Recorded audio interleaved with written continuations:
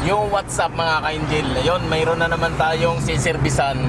So ongoing tayo sa undawi tayo sa Carmona no mga ka-Angel no, sa Stonebridge subdivision. So mayroon tayong kliyente doon si Mr. Django. Yun, pupuntahan natin mga ka-Angel. Maayos natin yung Photon Thunder na pick-up 2.8 Cummins engine. So bago ang lahat, intro muna tayo. Tara, let's go! So you're my angel lover. Please subscribe my YouTube channel, oh baby. So ayan guys, pumasok na kami dito sa Stonebridge. Na-meet na namin si Mr. Django ano. So ayan na siya, sinusundan namin guys yan. So dito na kami sa loob ng subdivision para makarating kami dun sa bahay ni Mr. Django. Sinundo niya kami dun sa labas ano. So ayan, sinusundan namin siya. So ito na yata yung mga ka-Angel. So ayan mga ka-Angel, tatanggalin lang natin yung mga return no, yung sa ibabaw. Ingatan lang natin na hindi maputol. Si masilan po ito, may mga lock pin po yan mga ka-Angel. Alambre lang naman yan, sukitin lang natin ang mahagyan ng flat screw no, para mabunot natin. So ayun, isa-isahin lang natin. So tatanggalin na rin natin itong mga fuel injector ano, mga copper tube, bubunutin na rin natin. So step by step ang gagawin natin dito. Iingatan lang natin ano, dahil masilan to ang fuel injector. Napakamahal nito. So ingatan natin yan para malinisan natin bago natin ikabit no. Isa-isahin lang natin bago natin tanggalin ang head cover gasket, yung cover nito. So tanggalin na natin yan, tinimin paikot. So angatan natin ano, para malinisan din natin to. Daming langis kasi sa ibabaw, tagas na siya. So yung rocker arm, check na rin natin kung okay pang clearance ano.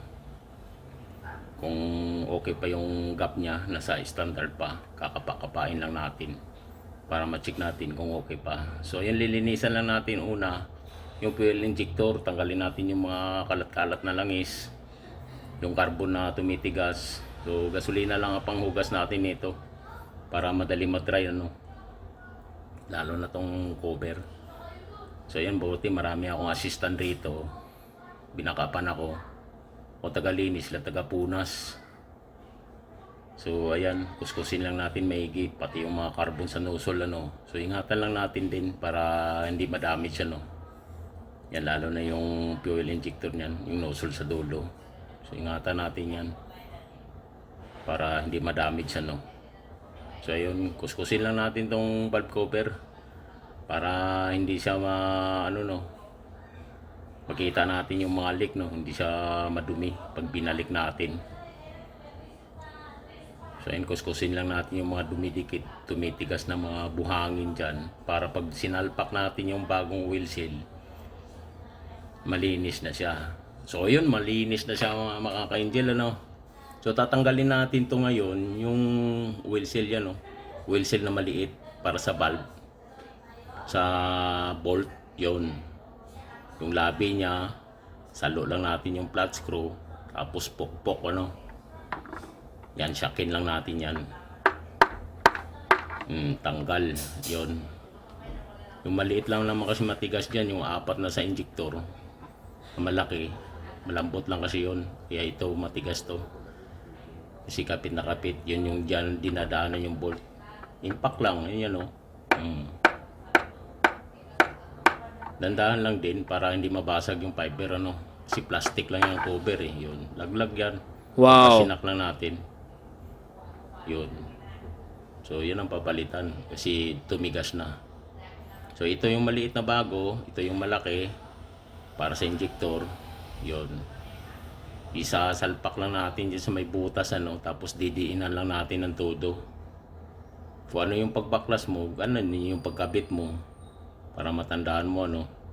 Yan, unahin natin ito maliliit para maisalpak natin yung apat ano. Yan, din lang. Tapos yung malaki, ganun din ang proseso. Yan, salpak lang di sa gitna, tapos diin. Tapos kuha ka ng 30 mm na sakit para sukat. Yan, sabay palo ano.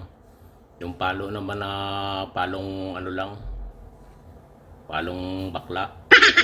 Yung lakasan ng palo, baka mabasag yung cover. So iningatan lang natin ano, sisit muna natin bago natin paluin lahat. May sapin po yan sa ilalim, nabasahan tsaka kahoy. So pitik-pitik lang naman yan ng baon hanggang sa malibil siya no. Yan.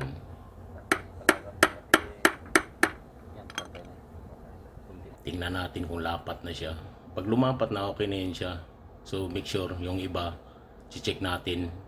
Kailangan pantay yung lapat para hindi tabingi pagkapasok ng injector ano. Yung labi niya paikot sa bilog. Yung lalagyan natin ng silikon yan, pati hayain natin yung kanal bago ilagay yung bagong gasket, valve cover gasket. Mayroon siyang silikon ano. Yan, dyan lang natin lagyan. Huwag nalagyan yung sa ibabaw ng head para pag tinanggal hindi kakapit yung cylinder gasket. Yan, tandaan lang natin ilalagay. I-align lang natin ang gusto para sabay lapat ano. Yan. So ngayon lumapat na siya, lagyan na natin ng bolt paikot. Finalize na natin para mailagay yung mga injector na nalinis na natin. Si bago na lahat yung oil seal.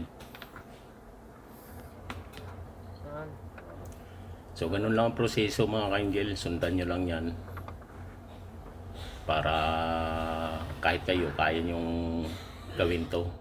Ginagawa ko. So ngayon lang kasi to for the first time na palitan ng mga oil seal saka valve cover gasket. Kaya tumigas na siya ng gusto. So tandaan lang natin pasok yung injector. Ingatan lang natin yan na dumiritso siya dun sa ilalim ano. At saka yung gasket, yung oil seal hindi mabusangsang. Nandiin na natin pagpasok na tapos pihit ng konti para hindi ma-lost thread yung copper tube yun, yung bolt, hindi siya ma-dislocate. So yan, pihitin lang natin, higpitan na natin yung valve cover gasket, yung gitna niya, yung lock ng injector ano. So yun, kinakabit ko na yan, finalize na, balik ko na yung mga return. So yan, hawak ni sir yung clip, yung lock na alambre, bawat isa yan, 4 yan. So yun, minimake sure ko talaga kung wala akong nakalimutan. May salpa ko ng return, balik na yung lock pin. So ayun, start natin para makita natin yung nilagay natin yung oil seal, para may bleeding na rin natin, labas yung hangin kasi tinanggal natin yung mga injector. So kailangan natin i-start tapos i-bleeding habang naka-start ano. So ayun, start na siya. So i-bleeding lang natin.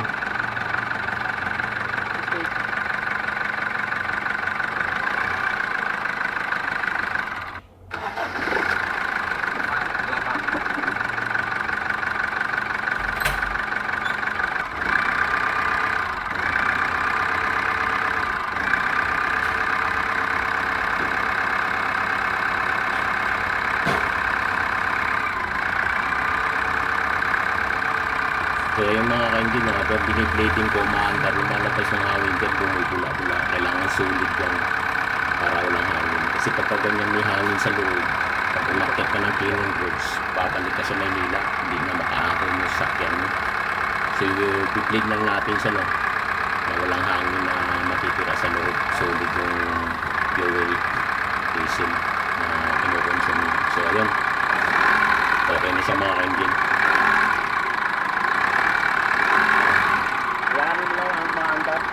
Hayaan mo lang muna umandar. So ayun mga ka-angel, i-break in na ni Mr. Django ano.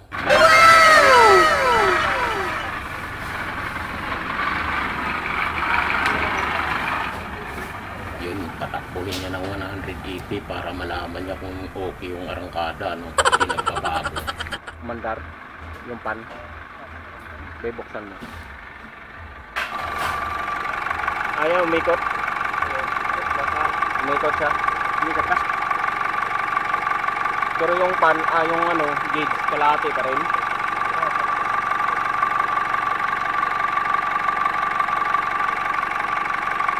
So yung mga ka-angel, hanggang dito kung natatapusin na aking video. Thank you for watching. Bye! So you're my angel, you're my angel.